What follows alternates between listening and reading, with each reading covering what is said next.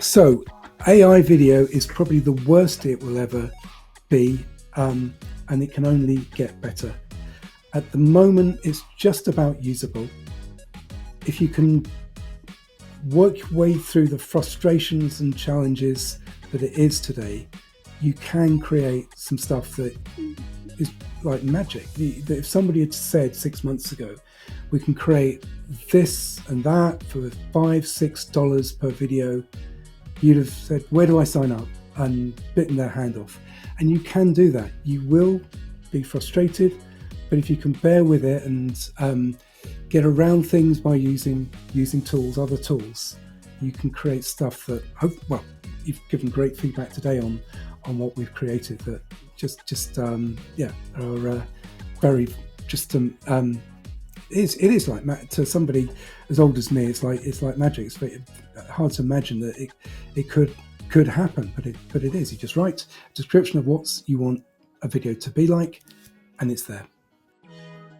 Good morning, good evening, good afternoon, wherever you are and wherever you're watching from. My name is Matt Pierce, host of the Visual Lounge. Today, we're going to be talking about AI because it's everywhere, right? Everyone's talking about AI, but particularly we've seen some cool advances in tools like Google's VO3 that can do some pretty amazing stuff. But in all tools, it can't do all things. And so our guest today is going to help us walk through how they're using VO3 as well as Camtasia and Audiate and some other things to help make sure that they're getting the best quality and best return on their investment in making these AI generated videos. So let's go ahead and introduce our guest today. His name is Ellis Pratt.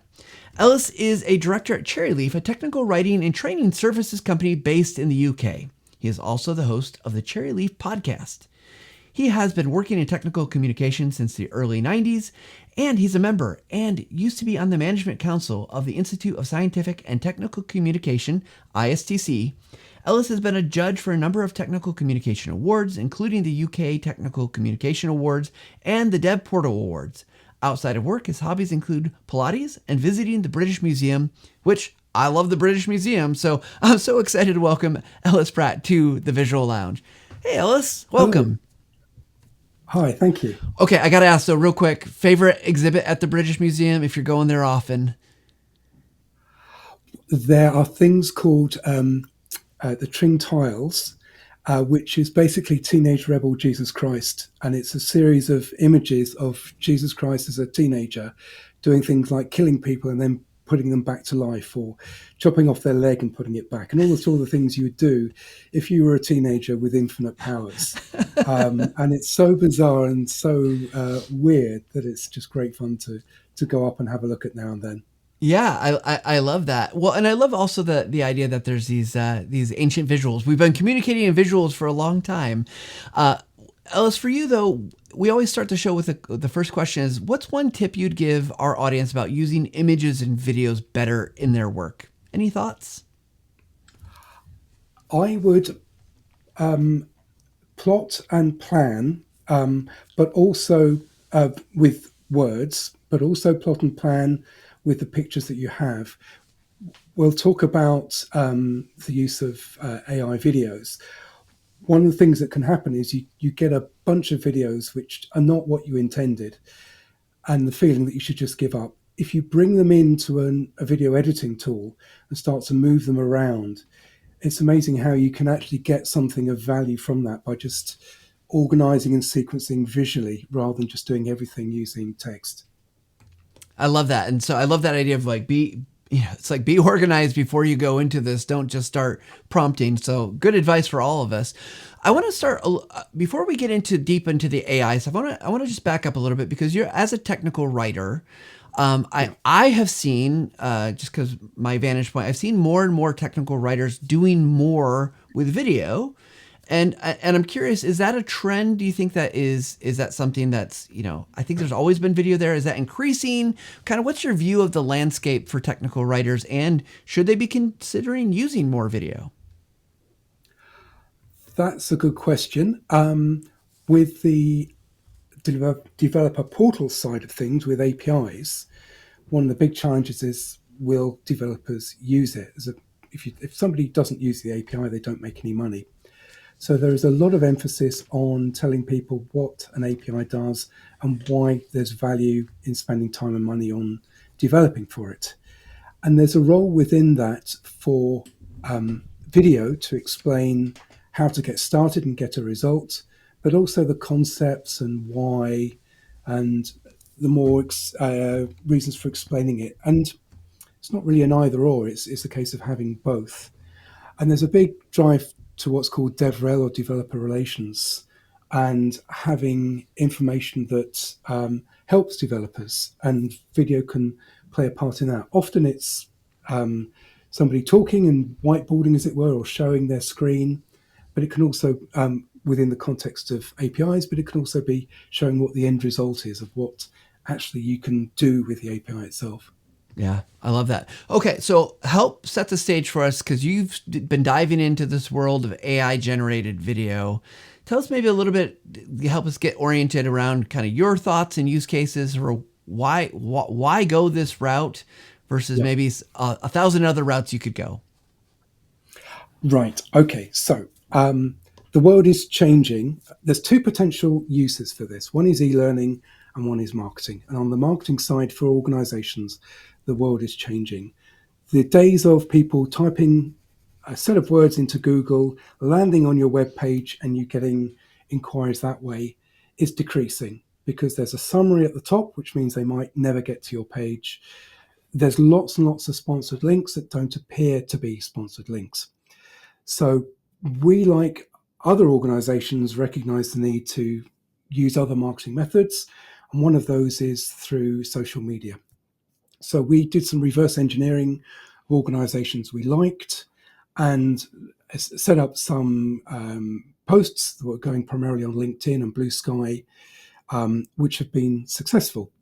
And also we wanted to do that with video, because I think there's 2 billion unique users of YouTube Shorts, little 60-second videos that appear on YouTube every month. And TikTok, although not really a business platform, is huge as well.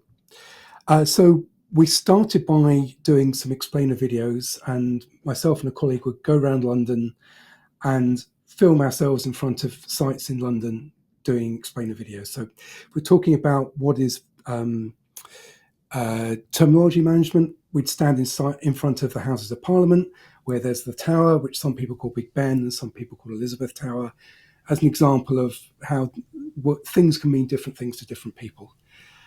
And on TikTok, after 8 weeks, we had 0 views, which is, I mean, spectacular in not working at all.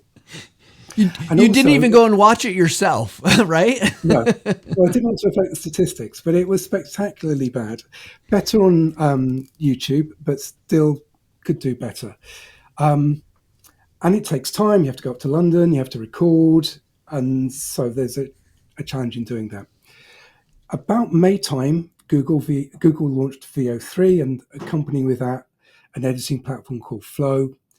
And so we had a motivation to use that to do some promotional videos that we could put out on YouTube and on TikTok that couldn't do any worse than us standing around and talking in London, because we got absolutely 0 with that.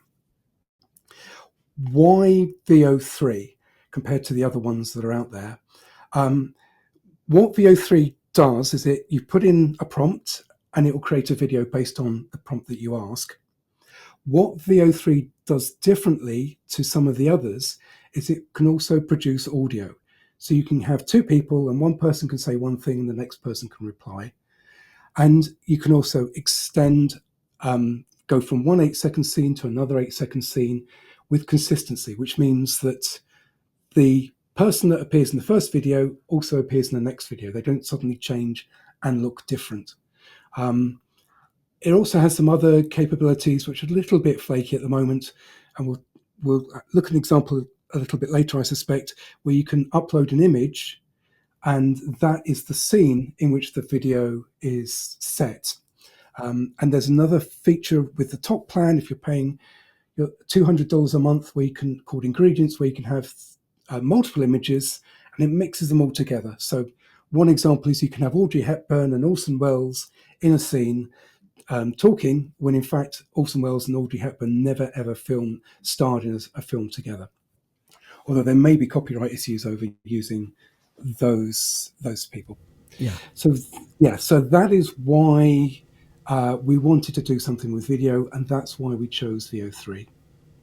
Okay, so we've got this tool, super powerful, brand new technology. It's really impressive. So as you're going through this process, explain for us the kind of your first experience, because I imagine your first run through putting in some prompts, as you just talked about. Got a prompt purposely kind of planned for. My guess is did it go well? Did it go poorly? Like, what was your first experience trying to do this out of the box? So I have been watching a lot of videos on YouTube about the different tools. And so I watched a number of YouTube videos about VO3 and what it could do. And I did have some warning that it is flaky. It does have many issues. It's just about usable. And there are various people that have prompt formulae. But what we did was we had been using AI to generate these campaigns for posts on LinkedIn and on YouTube. And so we said, can you suggest some videos for YouTube? And then can you create some prompts for VO3? So basically we used Gemini and we used ChatGPT. Primarily, we did try some of the others to get some prompts, and we were using those prompts as the basis for doing it. And even with that, you'll probably get a 50% success rate. You'll get one useful video out of every two that you generate. So if you're there's a plan which is $20 a month, and you get 1,000 credits, which means equivalent of 50 videos. So in effect, you can have you'll get about 25 8-second videos. So if you're doing YouTube Shorts, about 5 or 6 videos per month, if you're on the $20 plan, which is fine for us. What else did you want? So that's great. Okay, so you did this meta prompting, and you're getting these results. It sounds like half of the you're like, that's still work, right? That's like you got to sort through all the what's garbage, what's not work, what's going to be useful. So let's say you got through this, you got these clips, you got 25 of these clips, probably not all at once. You're probably doing it over time if you're doing multiple videos. Then what's your process? Because it seems like there's more to it than, hey, 8 seconds is not a short. That's like super short. There's not enough there. So what's your process then? You've got a few of these, let's say 5 of these. What happens next? So for each video, we'll plan shot 1, shot 2, shot 3, shot 4, and then we'll do a prompt for each of those. So we get a collection of maybe 5 8-second videos, plus the ones that just didn't come out as expected. With VO3, and part of it is minimizing the opportunity for it to go wrong. The ways in which it can go wrong is that it just doesn't create what you expect. That when you do an extension, it creates the video, but it doesn't create the audio. It can be very variable in the output that you get. Where there's things that are physics related, it can go wrong. So, for example, we've got one video where there's a puff of smoke and the person disappears. In physics, if there's a puff of smoke and the smoke disappears, the person's still there. It's magic that requires a person to actually disappear from the scene. So we created maybe 5 or 6 different videos of smoke and the person's still standing there, which was a real battle to try and come up with a way of actually getting around that. And then there are other things. We've got a video where somebody's falling through pieces of paper and they break, and then the paper magically heals behind them. So there's odd things like that. So what we do is we get our bits of video and we bring them into Camtasia. So while you can do camera control with VO3, you can zoom in or you can pan left and right. It's much safer and much reliable to do those types of things in an editing tool like Camtasia, because you can see what it's like, you can undo it, and you've not used any credits to do that. So there's a feature within Camtasia called custom animation, where you can set the start and you can set the end. With VO3, it does things in widescreen, and with YouTube Shorts, it's in vertical format. So what we do is we're setting the canvas in Camtasia to be skinny and tall and narrow, and we're only seeing certain bits of the video. By using the custom animation, we can pan sideways from one person to the next so that we can see them in that way. Sometimes when you're doing the videos, particularly ones where there's humor, they're too short. And so another really useful feature, two useful features in Camtasia, is you can control the speed of a clip. So you can slow it down or you can speed it up, but primarily slow it down. You can also reverse a video. So if you've got something magically growing, you can have it magically disappearing. And you can also extend playheads. So if you have somebody staring at the screen, you can have them staring at the screen for a couple of seconds. And that can add to the humor, or it can add to the impact of it. So there's these, I don't know how often they're used within Camtasia by people, but there are some features that are an absolute godsend in just fixing this sort of mishmash of different videos and putting it together into something that's coherent in 30, 40 seconds. Well, I love that because essentially we're saying that the VO3 engine is going to act as like our videographer, right? It's the one capturing footage. And anyone that's made a lot of video has known that you often capture way more than you're ever going to use. Like we here at TechSmith, we just been going through the process. We're making a video and we have way more footage, way more takes than we'll actually ever need. But we did that so make sure we got what we needed. So I love that you're bringing this together and using it as a tool to say, here's these really great footage, but some of it's obviously it's like mistakes at bloopers, right? Like the person not disappearing is whoops, they didn't disappear, or the paper healing itself.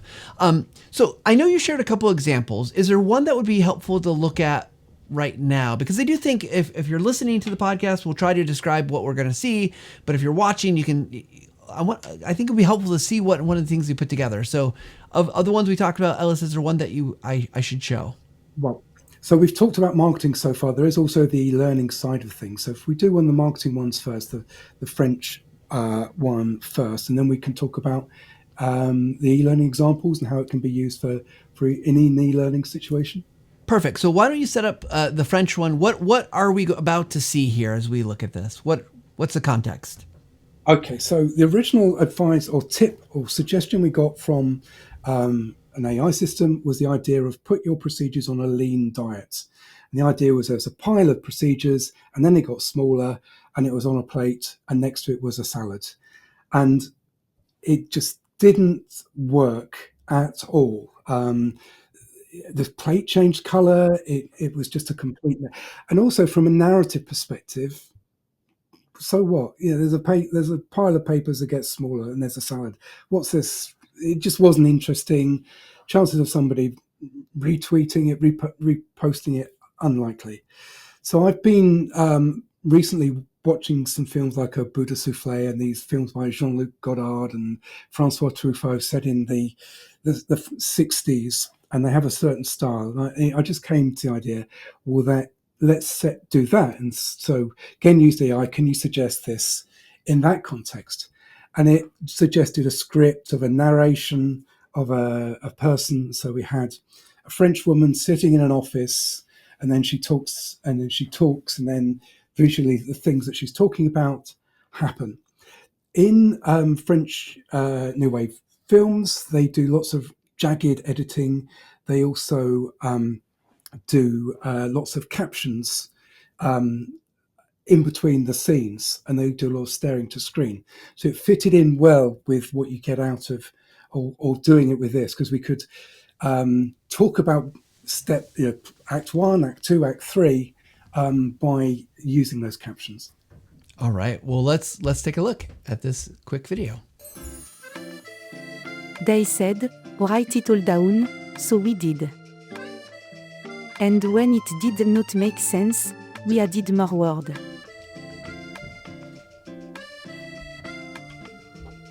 Forty step to say, the one thing. Then one day, we ask, what if less was more?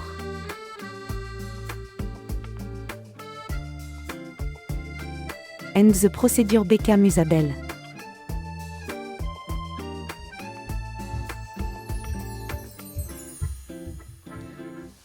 Well, I love that. I mean, it's such a clever approach. It's funny. I mentioned when I first said it, you see the stack of paper kind of is a little bit elastic, but it's so. I mean, pretty fantastic though. Like I can see how we're obviously AI does a great job, but I'm assuming that take a little bit of work for you just to make sure pieces all cut together just right. Yeah, I mean, if you do use the O3, you will want to throw it through the window at some stage. You will scream and tear what hair you have out. So to rescue that, I had various clips in there. So one thing we needed was narration, and as it's French style, wanted somebody with a French accent. There are platforms where you can generate that, but there's also Audiate.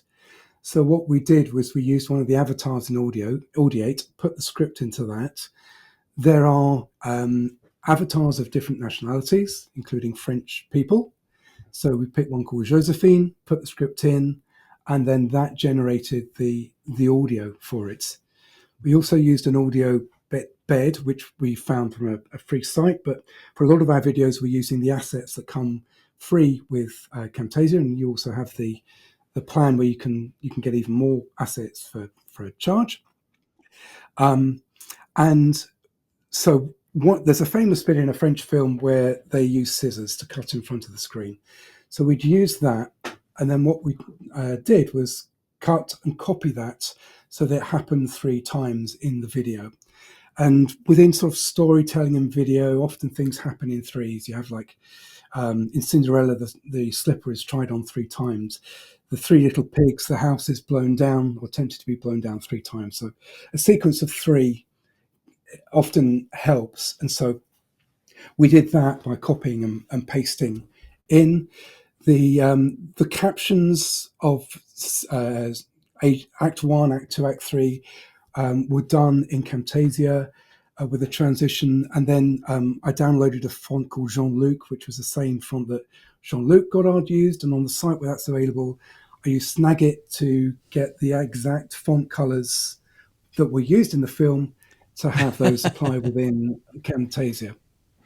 Well, I love all these steps. I do want to ask you a question here because obviously there's lots of things I think you've gone through the process of kind of figuring all this out. And I want to look at the educational video because you also talked about adding people in the scenes. But I'm curious if let's say I'm going to step out into the world of trying to do this today, and we've talked a lot about the prompting, kind of preparing, planning. Is there any other big thing that you would say that, hey, as you go into this, be aware of or try doing?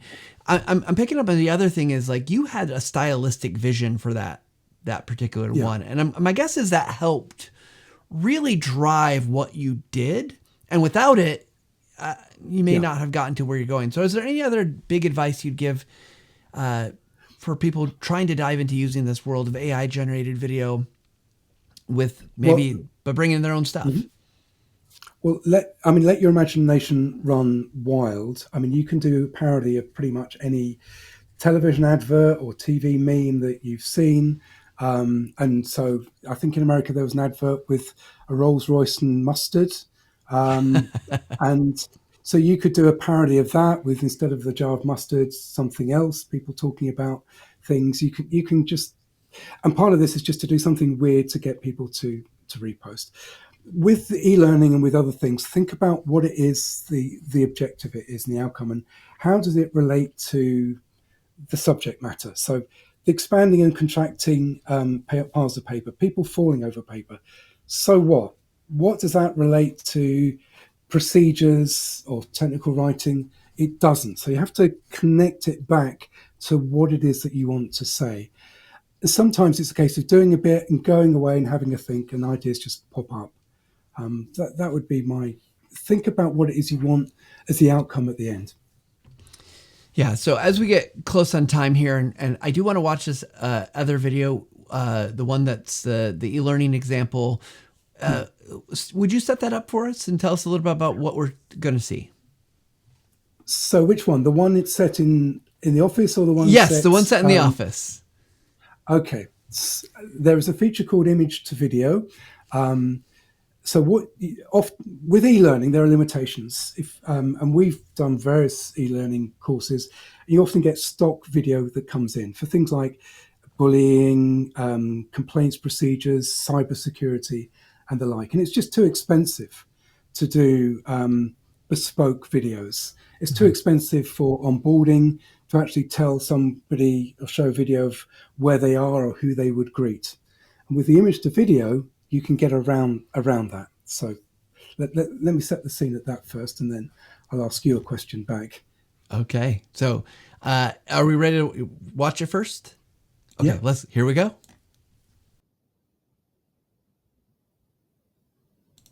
Can I borrow your pass? I've lost mine. So where was that? Does that building? Welcome to TechSmith. It's amazing. It looks like it is the building that we're in when I'm at in the office. I'll tell you what, I've walked through the building enough to know that looks really good. So I found from the TechSmith website a video of the atrium, and then the prompt was that there are two people on the stairs, and one person asked the other, "Can I borrow your pass?" So it's a classic e-learning, onboarding, staff induction thing of cybersecurity. If somebody asks you for your pass, what should you do? And in that situation, they're doing it on the stairs in TechSmith, and that took 10 minutes, a couple of minutes to do. Now, in the full version, the chap comes down the stairs without any legs, and then his legs magically appear and he's standing next to each other. So out of the box, it isn't appropriate, and you need to edit it to chop that bit out.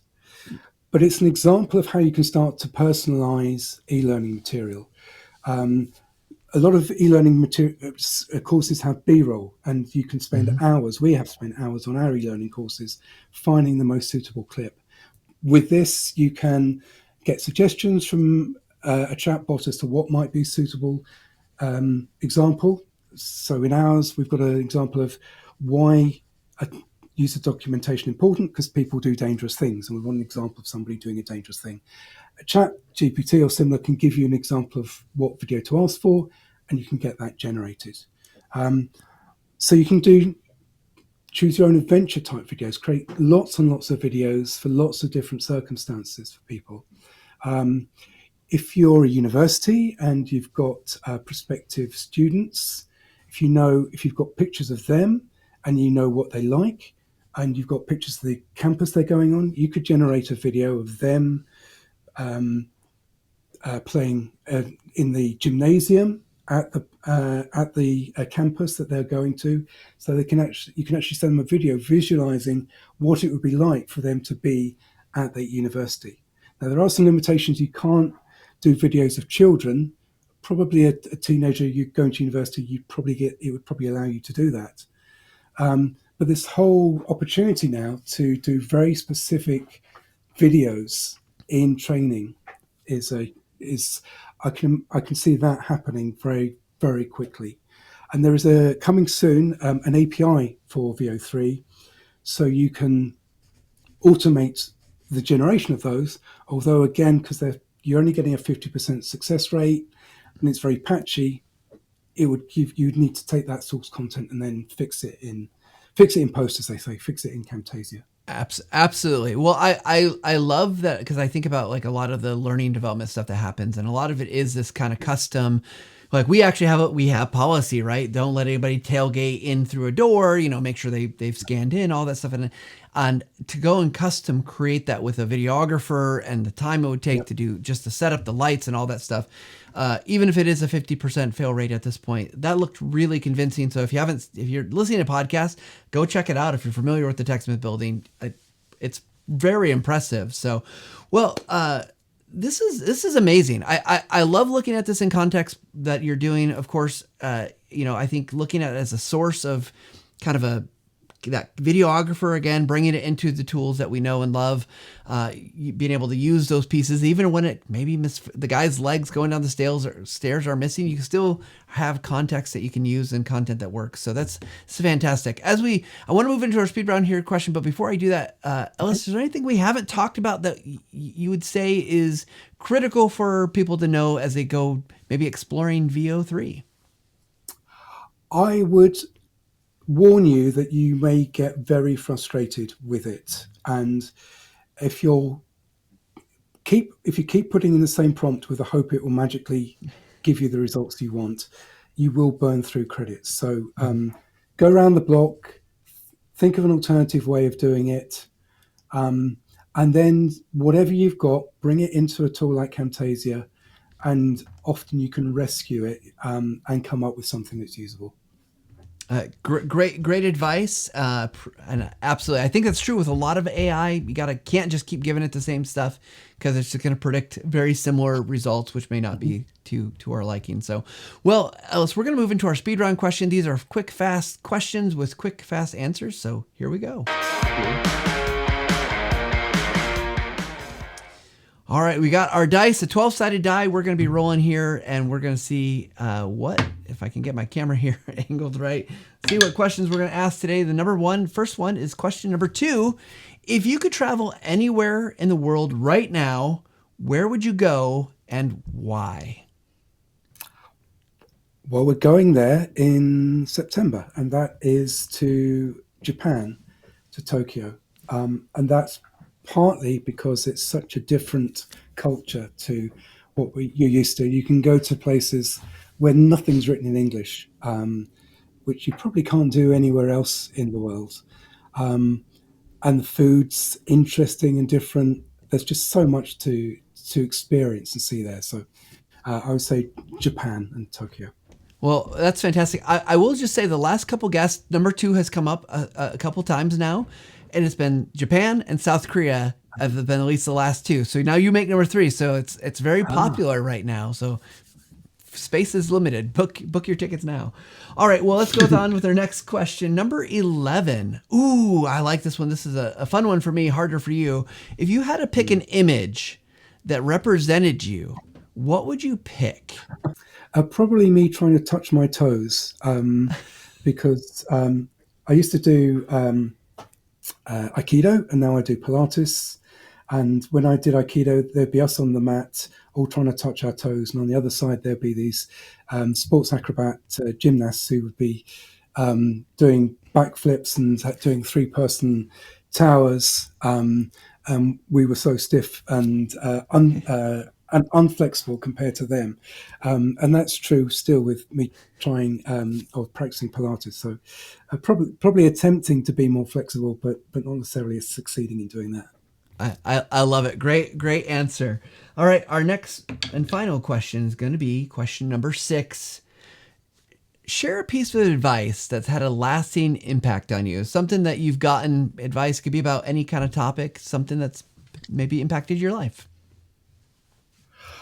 I was going to say something work-related. One of the most important tips that I got when I entered the technical writing world through the training was chunking. When you're talking about something, have a heading that explains what is in that chunk. And when you start to talk about something else, write a new heading and create a new chunk. And it is amazing how valuable that can be in clarifying your thoughts, making it easy for people to understand what it is that you're talking about. It's such a powerful thing to do when talking, when presenting, when writing, to just have a heading and then what you're talking about and then another heading and so on. Great advice. And I love that. I think that's very practical. And I think it's something that I'm just thinking, I just started thinking about all the things like, oh yeah, I could do that better here and here. So already having impact. Thank you for sharing that advice. So Ellis, people have heard this. Hopefully they're intrigued by what you're doing. If they wanted to connect with you, learn more, or reach out and work with you, how should they do that? Well, I'm very lucky in having a name that's very unusual. There aren't many other people called Ellis Pratt in the world. So you can just search on the web and you'll probably find me. LinkedIn, I'm on LinkedIn and very happy to connect and talk on there. And all the videos we've done so far are on LinkedIn.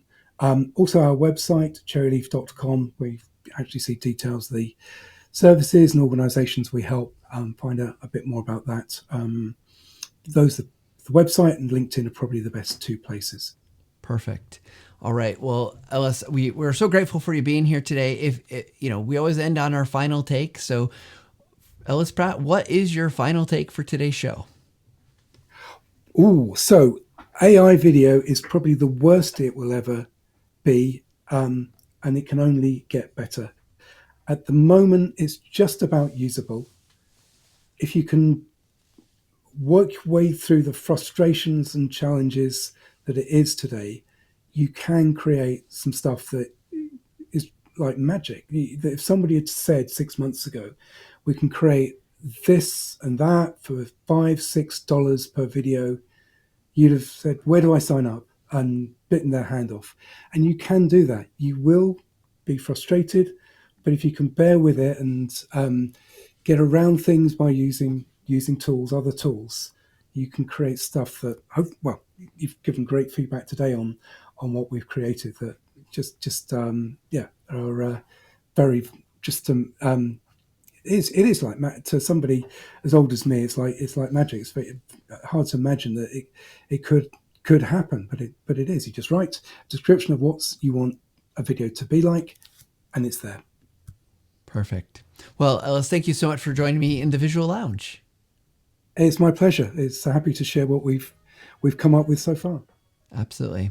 All right, everybody. Thanks to Ellis for sharing that. Some really cool stuff.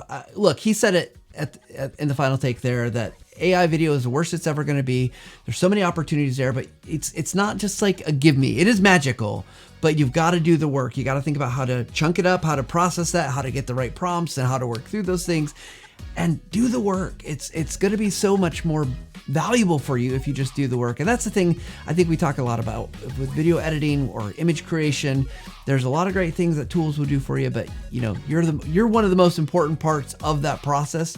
You thinking about what you need, what you want, and making it happen. So with that said, what we hope you do is the same thing we hope you do every end of every show is take a little time to level up every single day. So thanks, everybody.